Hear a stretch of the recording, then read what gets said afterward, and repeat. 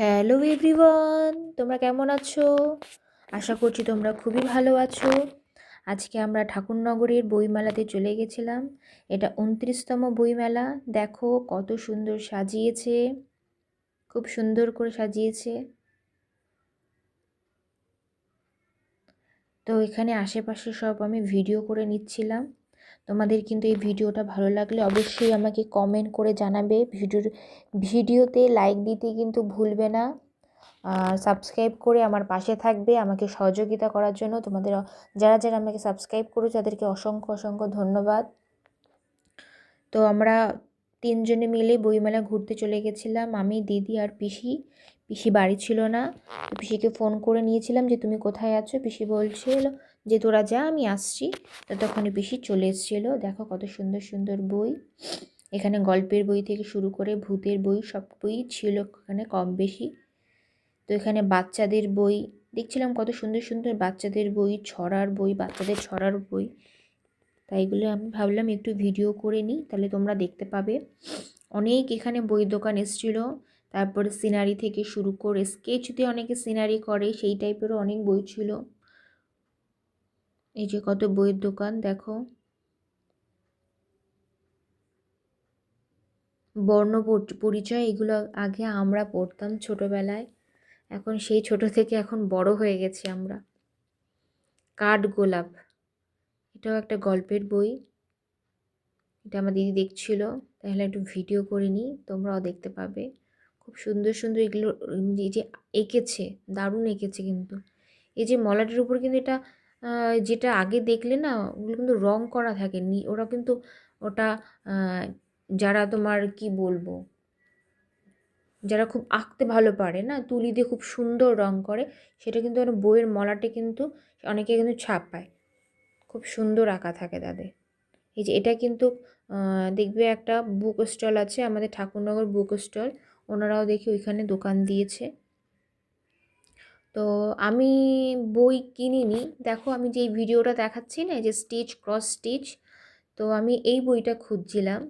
তো দুঃখের বিষয় হচ্ছে কি, আমি এই বইটা পাইনি। ওনারা এরকম ক্যাটালগ নিয়ে এসছে, বলছে এই বই না কেউ কেনে না, তাই আমরা এখানে আনিনি। তো শুনে আমার খুব খারাপ লাগলো। যাই হোক, এখন খারাপ লাগলে কি করা যাবে। আমি ভেবেইছিলাম না, বইমেলাতে আমি এই বইটাই কিনবো, কারণ আমার একটু সেলাইয়ের খুব ইচ্ছা। তো ইচ্ছা মানে আমার করতে ভালো লাগে, আসন সেলাইটা আমার করতে খুবই ভালোবাসি। আমি ওটা যেটুকু করতে পারি। তো আরও কিছু আমি শিখিনি, তো আমার খুব ভালো লাগে সেলাই করা, ডিজাইন করা খুব পছন্দের আমার।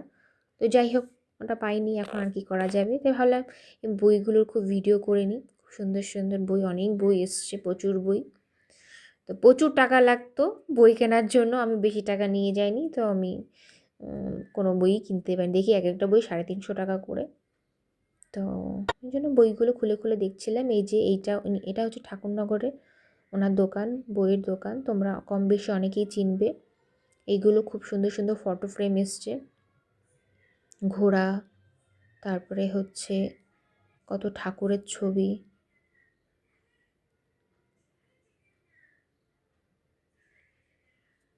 খুব সুন্দর সিনারিগুলো, খুবই সুন্দর। বাচ্চাদেরও বইও, বাচ্চাদের দেখলাম খুব সুন্দর সুন্দর ছড়ার বই আছে, যাতে পড়তেও সুবিধা হবে।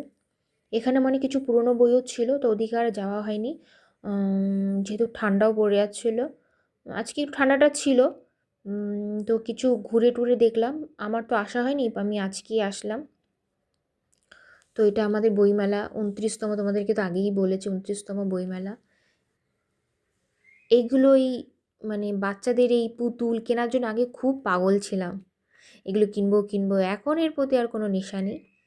তো এই ভিডিওগুলো আমি ভাবলাম করে নিই। এখানে খুব জমজমাট ছিল এই সাইডটা, যেহেতু এই সাইডে বাচ্চাদের জিনিস থেকে শুরু করে হেয়ার ব্যান্ড, ক্লিপ সবই বলতে গেলে মেয়েদের। এখানে ভিড়টা একটু বেশি ছিল বইয়ের দোকানের তুলনায়, এখানে ভিড়টা একটু বেশি ছিল। তো আমার দিদি তো পাগল হয়ে যাচ্ছে, এইগুলো বারবার করে নাড়াচ্ছিলো। আমি বললাম করিস না, দোকানদার যদি জানতে পারে কিন্তু বকা দেবে।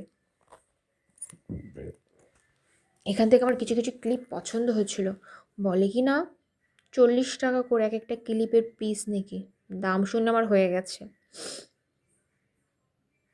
কিন্তু ক্লিপগুলো ছিল সুন্দর। কত সুন্দর কানের দুলের দোকান,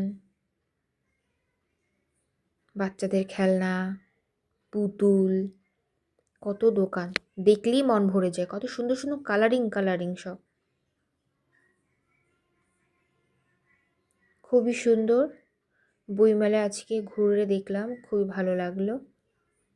তোমাদের কেমন লাগছে আমার ভিডিওটা আমাকে অবশ্যই কিন্তু কমেন্ট করে তোমরা জানাবে। আমার ভিডিওতে লাইক দেবে, পাশে থাকবে, সাবস্ক্রাইব করবে। তো তোমরা কেমন ভিডিও চাও আমাকে সেরকম কমেন্ট করতে পারো, তাহলে আমি আরও বেশি উৎসাহ পাবো। তো আমি সেরকম ভিডিও নিয়ে আসার চেষ্টা করব। আশা করছি তোমাদের প্রত্যেকেরই আমার এই ভিডিওগুলো খুব ভালো লাগছে। যারা যারা আমার চ্যানেলটাকে সাবস্ক্রাইব করে তাদেরকে অসংখ্য অসংখ্য ধন্যবাদ। প্রচুর দোকান এসছে, তোমরা দেখে অবাক হয়ে যাবে, এত দোকান। দেখো কত দোকান, প্রচুর দোকান। খেলনার দোকান থেকে শুরু করে, খেলনার দোকান ভালোই ছিল ওখানে। কাপ প্লেটের দোকান তেমন চোখে পড়েনি, কিন্তু খেলনা, বাচ্চাদের এইসব জিনিসপত্র ভরে ভরে। কাপ প্লেটের দোকান মানে একটা, দুটো কিংবা তিনটে ছিল। এই যে কত কানের দুলের দোকান। আমি ভাবছিলাম কানের দুল কিনবো কিনা, তা দেখলাম আমার পছন্দ হচ্ছে না। তো শুধু শুধু এখানে ভালো একটুখানি ভিডিও করে নিই, পছন্দ হচ্ছে না তো কী হচ্ছে, একটু ভিডিও করে নিই। এই আমার পিসেও দেখি ভিডিও করছে।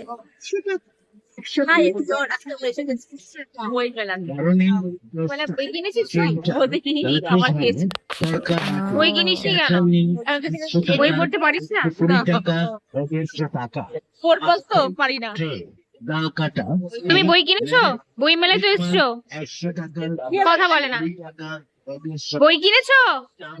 কিছু বলে না। কি বই কিনেছো নাম বলো? আমি আমি কাল মাসে বই কিনেছি। কি কাল মাস? আরে অফিস থেকে এসছে তো পিসি একদম পুরো টায়ার্ড হয়ে গেছে, ট্রেনে জার্নি করে এসছে, ভালোই লাগছিল না। তাই আমাদের সাথে অনেকক্ষণ ধরে ঘোরাঘুরি করেছিল। তো পিসি তো তেমন কিছু বাইরের খাবার খায় না। খাওয়ার মধ্যে মেলার মধ্যে কি খেয়েছে একটু, মানে হ্যাঁ একটাই মানে ভাপা পিঠে খেয়েছিল। আমি বললাম ঘুগনি খাও, বলে না আমি ঘুগনি খাবো না। এই যে আমার দিদিকে বললাম চল একটু ভিডিও করে নিয়ে এসছি যখন, আমাদের যদি মুখ না দেখায় তাহলে কী করে বুঝবে যে আমরা এসছি কি না। ওই জন্য একটু ভিডিও করে নিলাম। আর ও অনর্গল কথা বলেই যাচ্ছিল।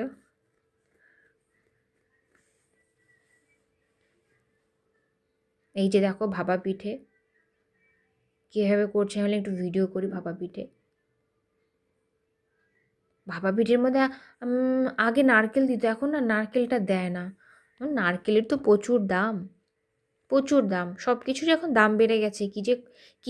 কীভাবে যে আমরা চলবো আমরাই নিজেরাই জানি না, এত দাম বেড়েছে সব কিছুরই, খুব দাম। যাই হোক, ভাপা পিঠে বললাম শিল্পা খেয়ে দেখ কেমন হয়েছে আমাকে জানা। ভাপা পিঠে কিন্তু নারকেল দিলে খেতে কিন্তু খুবই ভালো লাগে। এদিকে ভাপা পিঠের দোকানে এত ভিড় ছিল না কি বলবো, আমরা কিন্তু প্রথমে দাঁড়িয়েছিলাম, তারপরে ফাঁকা হলো, তারপরে আমরা সামনে গিয়ে দাঁড়ালাম। সবাই এখন আর বাড়িতে পিঠে বানায় না, সব পিঠে বানানো কষ্ট না, দেখছে বাজারে যদি কিনতে পাওয়া যায়, শুধু শুধু আর বাড়িতে পিঠে বানিয়ে ঝামেলা করে লাভ নেই। তাই অন্য কোনো দোকানে বিক্রি হোক বা না হোক, এই পিঠের দোকানগুলো তো খুব ভালো বিক্রি হয়। প্রত্যেক মানুষই আসে কম বেশি পিঠে খেতে। বাড়িতে বানানো খুবই ঝামেলা, সত্যি কথা বলতে ঝামেলা। এখন বাড়িগুলো সব ছোট ফ্যামিলি হয়ে গেছে, দাদু ঠাকুমা থাকে না, সবাই আগে হাতে হাতে সব কাজ করে দিত। এই যে ঘুগনি একজন আমার স্টুডেন্টের মা আমাকে খাইয়েছে, তাই আমি খাচ্ছিলাম। শিল্পাকে বললাম শিল্পা একটু ভিডিও কর, তাই শিল্পাই ঘুগনির দোকানের ভিডিও করছিল, সাথে আমারও আবার ভিডিও করে নিয়েছে। আমি বললাম একটু দূর থেকে কর, কথা বললে শোনে না, আমার কাছ থেকে এসে ভিডিও করেছে। আমি কী বলবো, আমি তুই মানে বলতে গেলে তুই ভিডিও করতে পারিস না, দেখ তুই কীভাবে ভিডিও করেছিস, আর ভিডিও করেছে কীভাবে। তাহলে একটু দূর থেকে তোল, শোনে না যেটা বলি তা উল্টোটাই করে। আমার ভিডিও তুলছে কত কাছ থেকে।